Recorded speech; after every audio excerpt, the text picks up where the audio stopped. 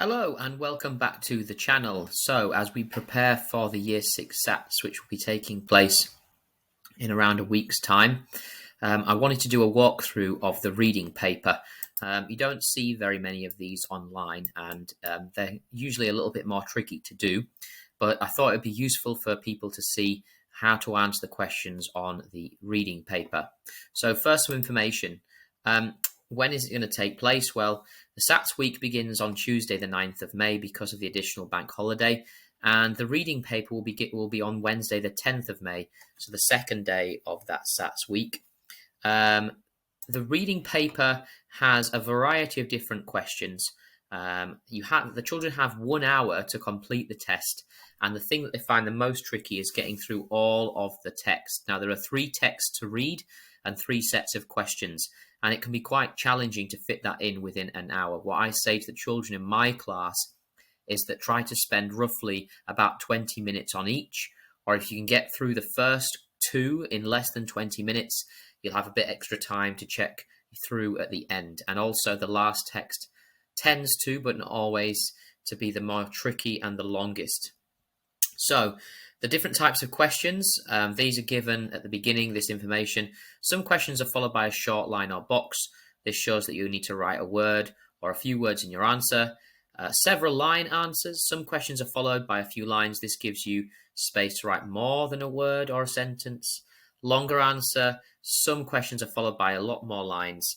These answers are going to be therefore longer. And selected answers. These are where you need to either tick, draw lines, or circle an answer. So these are the different kinds of variety of questions we're going to see in this video. So we're just going to focus on the first text. Now, you can see here, this is the 2022 paper, so last year's paper, and there were actually 3 texts to read. But we're just going to look at this first one, the parsnips. And depending on the feedback from the video, I can always make a video about the other 2 texts, but as it will be quite long, I'm just going to focus on the parsnips and show you how a child might go through and answer questions on this reading paper. Full marks for the paper is out of 50, and usually the pass mark is around 36 marks in total. Okay, so here we have the text. This is what the children would have seen when they opened their SATs last year. Some information about a girls' football team, and then a short story about the team itself and a couple of characters from the team. I've just separated the pages, so what I'm going to be doing is going back and forth, showing you where to find the answer, which is what the child would do in the test itself. So we begin with question number 1 and 2. So Veronica's football team has 2 names. What are the 2 names? Now, different to how we're going to do this, usually the child would read through the whole text first and then go back and answer the questions. For us, though, I'm just going to go back and find the answers because I've read the text before. So a little tip is that most of the first few questions in the test are going to be about the first part of the text. Now, what that does is it means the child doesn't have to go through the whole text trying to find the answer. You just want to look at the beginning section. So it says, Veronica's team have 2 names, and what are those 2 names? So if we look for the keywords in the question, so team, I can see the word team there. It says Veronica plays for the Parsnips. Okay, so that's one of the team's names, but where's the other name? Well, if I go down here, I can also see the keyword name, and I can see that I've got the names are given here. So we've got the Pars under 11s, and we've got the parsnip. So they're the 2 names that I can go with. So go back to the text. So the correct answers are the parsnips. And it has to be something different, so pars under 11s. Now, if you were to just write parsnips twice, you probably wouldn't get the answer correct. You need to write 2 different things. Number 2, what effect did the knock on the door have on Veronica and her family? So once again, I would tell the children, what are the key words in this question? So we've got, what effect did the knock on the door have on her family? So I'm looking for these key words in the text, and then when I read around them, I should be able to find the answer. So what effect? So how did the family react when the door was knocked on? So once again, we go back to the text, and we're going to have a look to see if we can find those key words. So, door. Can I see the word door anywhere in the text? Let's go to this larger one here. Waiting for me by the gate was Sophie, her wispy hair stuck in her chubby cheeks, her bottom lip jutting out. You didn't come when I called you. You didn't come, and I didn't know where you were. I am here now, silly, offering my hand. She yawned. Okay, so I'm going through here, banging on the front door. So once again, I can see that I've got some keywords here, banging on the front door. I'm going to read around this section.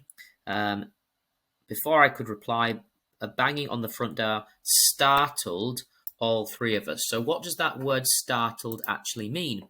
Well, the word startled means when you shock someone or you panic them or you surprise them. So to get a mark for this question, I need to write that down. So the family were shocked or surprised, and that would get you a correct answer for that because you've explained based on the text how the family reacted when the door was knocked on. Question number 3. So this is a very straightforward question because it's a who question, and it's very straightforward because we know we're going to be looking for a person. But again, we've got a keyword there, door. Now, interestingly enough, I've just looked at this bit, so I can go straight back to that same section. So who was it who knocked on the door? So it was Megan, my captain. So I can see the answer is there, and I'm going to go back to my questions. And I can write down the name. So it was Megan, the captain. Now, if you just wrote Megan, you would still get this correct. If you just wrote captain, you would still get this correct. But Megan, the captain, just make sure we've got that information. How can you tell this person was in a good mood? So this is an inference question. What I mean by that is it's testing the children's ability to infer characters' feelings. And we want to know, how can we tell that person, Megan, when she opened the door was in a good mood? So we're looking for some evidence that suggests that she was in a good mood. So I'm going to go back to the text. So, my captain. So, Megan, here's the keyword Megan. Megan, my captain, beamed at me, her face shiny and excited. So, what does that tell us? Well, beamed shows that she was really happy to see them. She's maybe got a beaming smile. Her face was shiny, excited. So, he's really excited.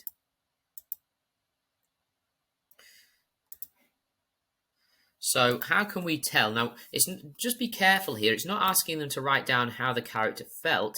It's asking them to write down how they know they felt that way. So we know that she felt excited, and we know this because she beamed at them. Okay, and her face was shiny and excited. So that's how we can tell. Now, just be careful when you read these questions that you make sure you understand what it's asking for. The Parsnips were going to a tournament. Where was it being held? Now, I thought this was actually quite a tricky question because although it's a where question, and we should be, quite obviously looking for a place, the place is not obvious, okay? And I'll show you why. The reason some children slipped up with this is because a lot of children wrote down the name of the ground, okay? So they looked for a place, they found the name of the ground for this team, which is Lawton FC, Low Road, Lawton, and they wrote that down. However, that's not where the team are going, okay? That's their home ground. It's not where the final is being held. To find that place, we have to look more carefully in the text. And if we look at this section here, and all these questions have been about this same section, beamed at me, her face shining, said, last port of call for Sherborne Sands. So it's basically telling us where the bus is headed, and it tells us that it's heading for this place called Sherborne Sands. So that's how we know where the final is taking place.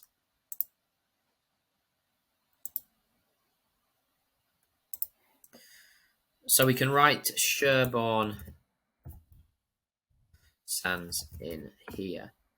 Okay, you could have had a correct answer for just writing Sherborne as well, but Sherborne Sands, just make sure we get that correct. Question number 5. So we've got, look at page 6. Now, often in the reading paper, it is kind to the children. It does tell them where they need to look, and it often references pages, so they don't have to look at the whole text. I just have to. So here we have a quote from the text, And it says, Veronica stopped speaking in the middle of a sentence. What was she going to say? Now, in order to answer this question, we really have to go back to where this bit of the text is and find out, read around this section to find out what she might be saying. So looking at the text here, we can see that on this page, we found on page 6, it says, I just have to. And what I encourage the children to do is, now we've found that small section, is to read around that section. So it says, behind it, I could see our minibus parked in the middle of the street. Several faces peered through the windows and my teammates waved at me. Please wait, I said, panicking. I just have to. I turned, almost bumping into Yuri. He dumped my bag at my feet. Your belongings, ma'am. So what do we think that she's saying? What has she forgotten? So we know that she doesn't want to leave because she's forgotten something. And then we find out from this bit of the text that it's her bag. So what do you think she was actually going to say before her brother dumped her bag at her feet? And I think that you could write down something like, I just have to get my bag of kit, or I just have to get my kit, or I just have to grab my bag. Anything like this will be good enough for that 1 mark, because it shows the children have inferred what it is that Veronica has forgotten from the text. Question number 6, and this is our first word meaning question on the test. And how do we know it's a word meaning question, and what do I mean by that? Well, I teach the children that when you see this find and copy in a question, that's a word meaning question. In other words, what you're being tested on is, can you find words that mean certain things? And it's about the children's vocabulary and also their ability to find words within a sentence, even if they don't know what the word is or means. Can they still find it? So what does it say? Find and copy one word which shows that Yuri was not careful when he put his bag down. So when he put Veronica's bag down. Now, this is the key bit. We're looking for a word that suggests that he was not very careful. So let's have a look. Now, we've actually already read this word earlier, and we're looking for the bit where it says bag, that key word again in the question, and it says, he dumped my bag at my feet. Your belongings, ma'am. Now, what word in that section suggests that he was not very careful? Well, if you ask me, this word dumped, he didn't place it down carefully. He didn't position the bag carefully on the floor. This word dumped suggests that he just threw it down. So that's the word that I think we should write. Okay, so dumped here would be the correct answer. Right, we have another how can you tell question here. So how can you tell that Veronica did not trust Yuri to pack her bag properly? So we're looking again for some evidence.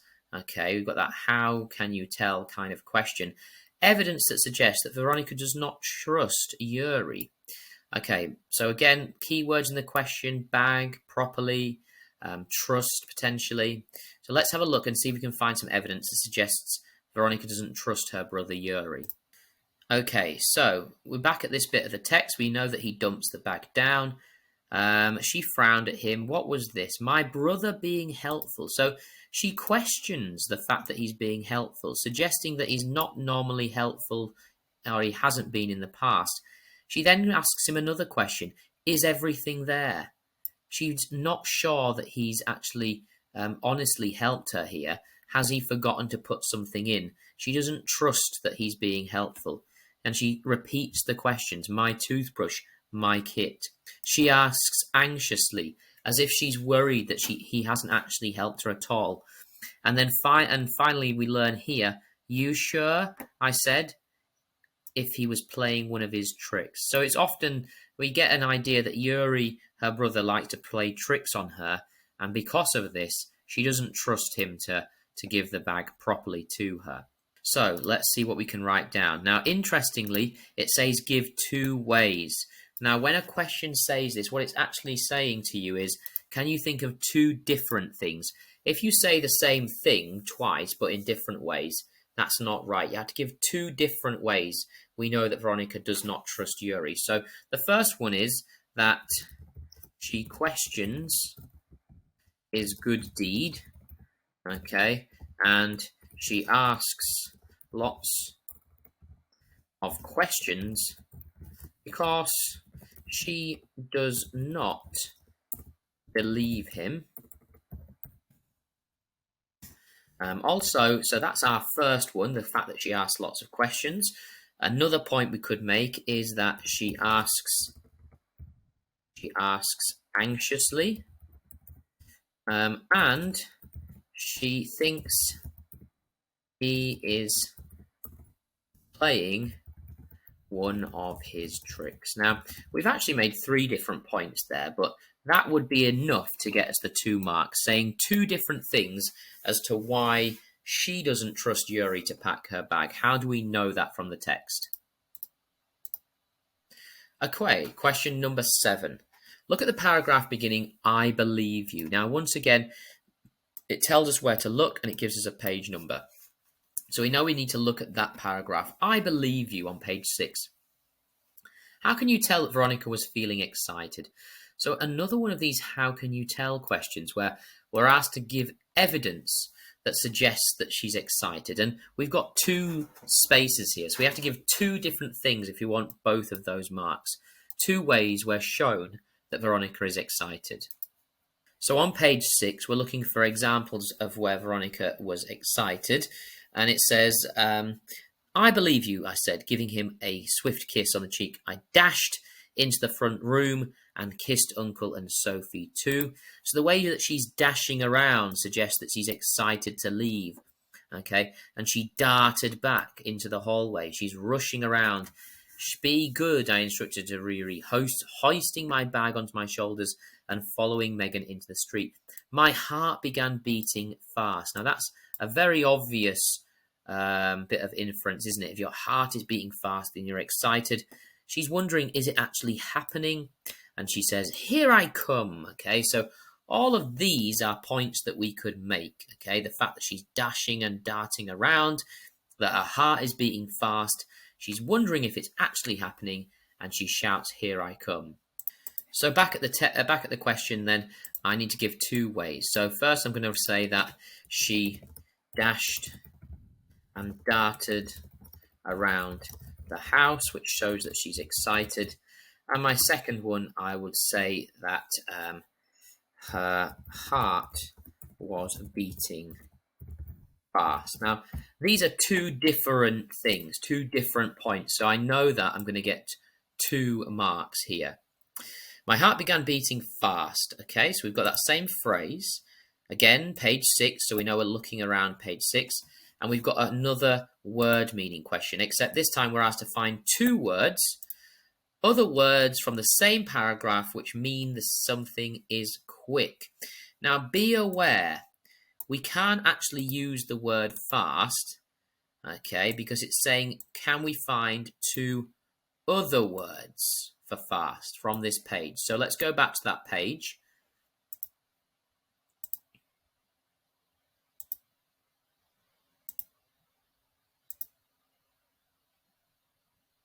So we're looking again at this section, and you can see now how from the highlighting how much I've actually used the text in my answers. But this time I'm looking for 2 words that might mean the same as fast. So straight away, you know, my eyes are drawn to these words, dashed and darted, okay? Because I know that it shows that Veronica is moving quickly, and she dashed and darted from place to place. So I know that those 2 words suggests that she's moving quickly and mean the same as the word fast. Here I can write down dashed, and on this line I can write down darted. Now, a common mistake that some children made is that they put dashed and darted both here, and then they put the word fast down here. And unfortunately, they'd only get 1 mark for that. They need to have put dashed and darted on the separate lines, because these are the words that it was looking for. The word fast is in the question, so we can't use it. Okay, question number 9. This is another inference question, but just organised in a different way. It says, draw 3 lines to match each character to the most suitable description. Now, the first one's been done. So Yuri, humorous, which means that he's a funny character. And we know that because he likes to play tricks on his sister. Then we've got the characters Veronica, Uncle, and Megan. And we've got the words disorganized, cheerful, and wise. Now, I could make a sensible guess at these, but what I always say to the children is just double check by going back to the text. Is there evidence in the text that Veronica is disorganized? Is there evidence in the text that she's cheerful, or one of these other characters are cheerful? So let's have a look. In the text, we can see that Veronica has forgotten her kit. All right, I just have to. All right, gives us the idea that she's forgotten her kit. All right, so that's some evidence that she's potentially disorganized. Also, Veronica, your boots. Uncle reminds her that she's not got her boots. So that two parts of evidence there that suggest that she's disorganized. Uncle reminded me as I helped him and Sophie up the stairs. Yes, Uncle, thank you. Always look after your boots. Look after your boots and they will look after you. So Uncle has this phrase and it suggests that he's quite wise, doesn't it? He's a wise character. And Megan, my captain, beamed at me, her face shiny and excited. So that suggests that she's a very cheerful character. So based on the text, the evidence that I found, let's go back to the question. And if I was to join these up now, I would say that Veronica is disorganized, Uncle is wise, and Megan is cheerful. And that would be a correct answer. Question number 10 and 11. So number 10 is a why question. So we know there's going to be some inference involved. Why has the information on page 4 been included? And we're given a multiple choice of answers. So that their fans learn which league the team plays in, so that the coach knows who is playing on the team, so that readers have background information about the story, and so that the readers can pick their favourite character. So even though, again, the children might be able to make a sensible guess, I would always suggest go back to page 4, have a look at the information, and then decide which one of these do you think is the right answer. So back at page 4, which is this page here about the team, we've got the girls' names, the positions they play in. We've got facts about the club. So what would you say? What would you say that it did?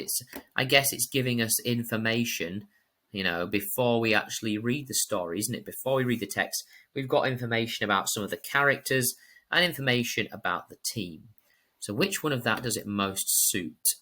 So looking at these 4, I don't think it's to help their fans because this is a reading text, okay? The team is not actually real. The coach knows who is playing. I don't think it's that one. So that readers have background information about the story. This one is definitely the most likely. That's what that page 4 information was all about. All right, number 11.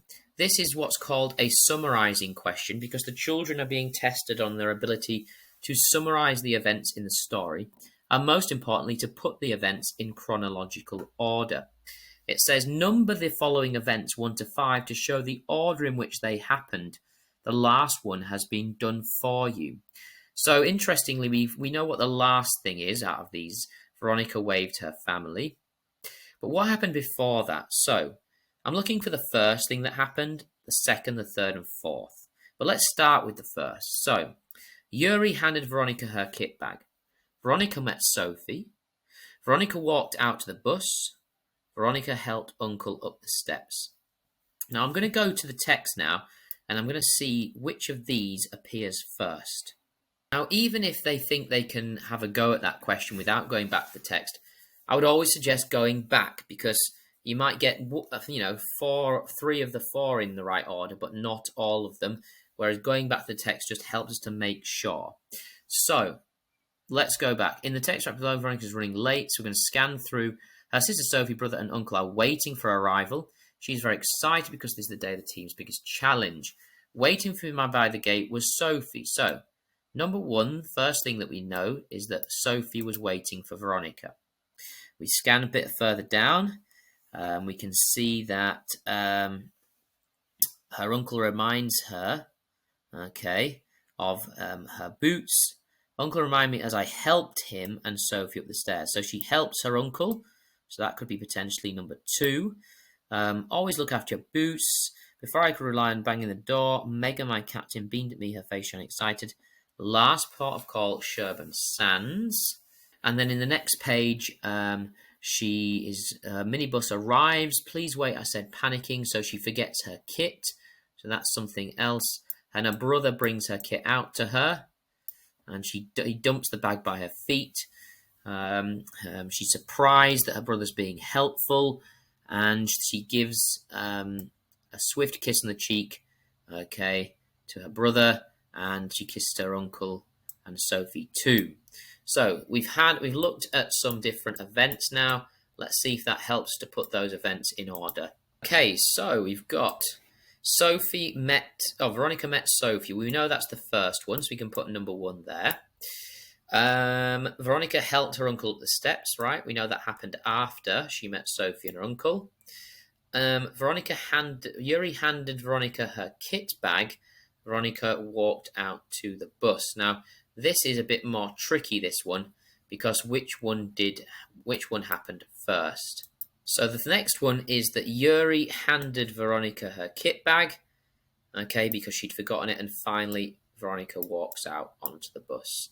And if I put those events in the correct order, I would get a mark for that question. So that brings me to the end of the reading paper. I've only gone through the first text, but you can see the kind of process that a child would need to go through in order to answer those questions.